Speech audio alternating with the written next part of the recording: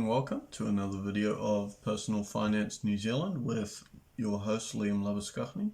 Today we're going to be talking about passive index fund investing from New Zealand, and specifically the question is, what's the best, the cheapest and best performing passively managed index fund that you can buy as a New Zealander right now and essentially just plow money into for the rest of your life until you retire. Essentially I'm going to be just looking at 5 globally diversified index funds. So the reason for that is that the S&P 500 essentially drives most of the world stock market returns and consequently makes up most of international index funds anyway, and there wasn't in my research too much difference in specifically US S&P 500 index fund compared to an international one, and a lot of the time the international ones worked out cheaper. So with all that being said, and you can look at other videos, our aim is to get a cheap index fund that performs provides 7 to 8% per year before fees and taxes. So what are the 5 options? Well, there's VT. There is Vanguard International Shares Select Exclusion Fund. There is the Kernel S&P Global 100 Fund, Smart Shares Total World ETF, and the AMP All Country Global Shares Index Fund. So what are the fees for these funds? Well, there's actually 3 different types of fees, and I didn't really realize this until I really looked into it, but there's more than just management fees. There are actually buy-sell spreads, FX and brokerage fees, subscription fees for platforms, and the big one is actually taxes. That makes up a large majority of your total costs for investing. So let's have a look at the management fees. So VT, the Vanguard Total Stock Market Index Fund, ETF, that's on the US stock market, has a tiny management fee of 8 basis points. Next up is the Vanguard fund through InvestNow, the select exclusions, and that's 20 basis points, so still very reasonable. The Kernel S&P Global 100 fund is 39 basis points, and that drops down to 29 basis points if your balance is over 25,000. And then the Smart Shares Total World ETF, listed on the NZX, is 40 basis points. And the AMP All Country Global Shares Index Fund rounds out at the highest management fee of 45 basis points. So just so you're aware, Kernel does also charge a platform fee of $3 a month, so $36 a year. And on a $25,000 balance, that works out to be about 14 basis points, or 14 basis points. And if you're above $25,000, then you get the 10 basis point rebate. So your actual total cost for a Kernel fund or the Kernel fund is around 54 basis points under 25,000, or 44 basis points over 25,000. So already we have a hidden expense that a management fee won't exactly tell you. Next up is transactional costs. So this is any brokerage fees, FX fees, and essentially any fees that it costs to get into the fund. So the VT, Vanguard Total Stock Market Index ETF, I worked out based off Interactive Brokers pricing, which is, in my research, the cheapest broker for larger investment amounts. That works out to be about $40 a year if you contribute monthly. And on a $10,000 balance, this represents about 40 basis points of extra cost on top of that 8 basis points of management fee. So you're already at 48 basis points, which is above the AMP fund with VT if you buy it through, the cheapest broker, essentially. Then you got the Vanguard Select Exclusions Fund on Invest Now that has a 7 basis points buy-sell spread, so very reasonable there. The Kernel S&P Global 100 Fund has no buy-sell spread, but when I contacted them, they basically said that this cost is spread evenly between all the investors, which seems fair, but actually this means that if you are invested in the fund, even if you don't buy or sell anything, other people buying and selling or redeeming their units in the fund, that's going to incur brokerage and foreign exchange fees, and that will actually be incurred by you and all the other fund or all the other contributors in the fund essentially. So there is a hidden cost there. Then we have the SmartShares Total World ETF, which you can buy with no brokerage fees through Invest Now, and I did contact them once again, and they said that essentially that they eat or absorb the brokerage fees, so that's not a thing where, like with Kernel, the costs are spread evenly with the investors and it's some hidden fee. They actually incur that in their own, out of their own revenue streams essentially. So that's pretty good of them. And lastly, the AMP fund, AMP All Country Global Shares Index Fund, has exact same as Vanguard, a 7 basis point buy-sell spread. Alright, now for taxes. This is by far the most complex and also the most important part of calculating the actual cost of some of these investments. So just very quickly, in New Zealand, if you buy investments overseas, which we are doing, we're buying internationally diversified index funds, you're going to be taxed under the FIF rules, and that's, all of the funds that I've mentioned have to be taxed under the FIF rules. And that essentially means you can choose 2 different methods of calculating your income from those investments. The first is the FDR method, which essentially assumes that you get a 5% return for the year, even if you don't, which is advantageous if you get a higher return, but not as good as if you get a lower return or even a loss. And this is where the comparative value or CV method comes in. So that's essentially just works out whatever your gain is over the year, roughly speaking. You have to go read the actual tax laws from IRD to get the details, but essentially that's the idea of it. Which obviously if you get a 10% return, let's say for the year, you would want to select FDR, which essentially pretends that you've only had a 5% return, and that's your taxable income. Now, PI funds or portfolio investment entities, they must use the FDR method regardless, whereas if you buy a FIF eligible fund, you can choose between FDR and CV switch every year, but you have to apply that to all your investments, all your foreign investments. The only exception to this is the de minimis exception, which means if you have a total of less than $50,000 on a cost basis of foreign investments, then you only pay tax on any dividends you receive. So you just basically pretend that the foreign companies are actually New Zealand companies, and you just pay income tax on the dividends, which is what happens when you buy just New Zealand companies.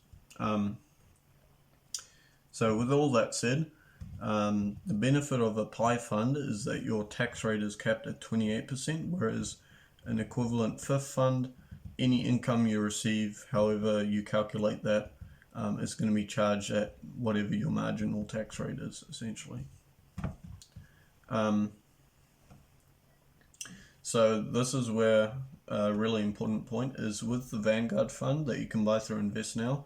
If you go onto Reddit, there are many debates and random, endless threads on those subreddits that debate AMP versus Vanguard, which is cheaper, and it really is a rabbit hole. But essentially, it's a very confusing topic, and what I found that really helped was reading a white paper put out by my fiduciary and Colonel Wealth. So Colonel Wealth is one of the funds that I mentioned, or one of the companies that puts out a fund that I mentioned, the S&P Global 100 fund. But essentially they put out this white paper that really well explains all the tax stuff related to FIF funds, or foreign investments. And I'm actually just going to quote you the thing that they say about Australian unit trusts, which the Vanguard fund through InvestNow is. And essentially they say this: under the Australian tax rules, AUTs must pay out all income they receive, both from dividends and realised capital gains. This creates an issue for New Zealand tax investors. In effect, the investor pays 33% tax on capital gains if the AUT is exempt from the FIF rules, as all distributions from the AUT, regardless of source, will be fully taxable in New Zealand. Capital gains will also be realised by the fund manager when investors enter and leave the fund. Therefore, over time, all AUT returns will end up as income, and for de minimis investors, subject to tax. Now, if you were listening to all that and that didn't make any sense to you, essentially in most other countries, if you buy a stock and sell it at a higher price, you've achieved a capital gain, which means you've made a profit by selling it at a higher price. And all the funds need to then record that as a capital gain, and that capital gain is then distributed out from this fund as a dividend. So even though the Vanguard fund currently has an equity yield, or an actual dividend yield of about 1.5%, if you look at the actual portfolio updates, you'll see the actual distribution was about 4 or 5% annually, which represents those capital gains which have been distributed. So essentially, if you're assuming or you're expecting to get 7% per year, you should expect over the long term to be paying a 7% dividend every year, with the dividend plus the capital gains being distributed. Some years they can defer it, but in the long term you're going to be paying effectively on a 7% dividend, which you'll notice is actually higher than the 5% cap that the FDR method provides. So essentially, for the Vanguard fund, you would want to be using the FDR method all the time anyway.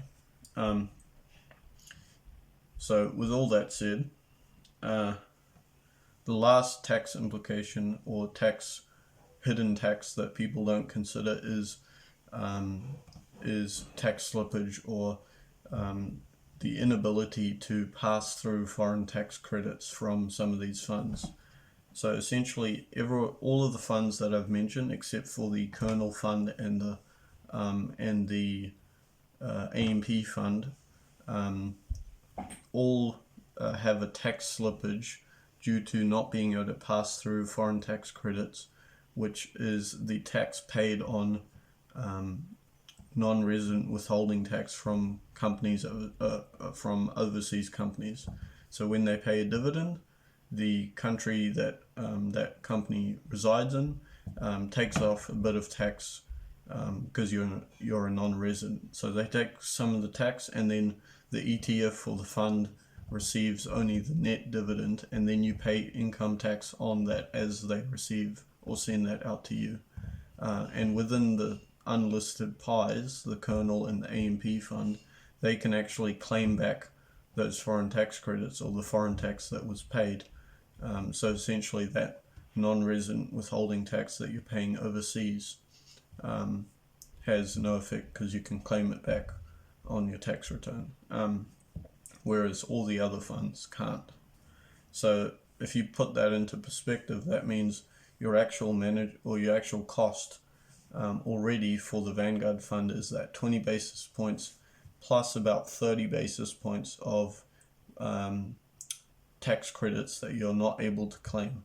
So you're already at about 50 basis points, which is already above the cost of the AMP fund, and that's assuming a 2% dividend, which is 2% times 15% non-resident withholding tax, which is, according to the white paper, roughly what most countries will deduct, assuming there's a tax treaty, but that gets complicated.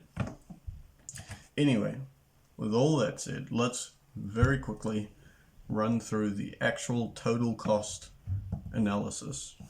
So, when you account for tax leakage and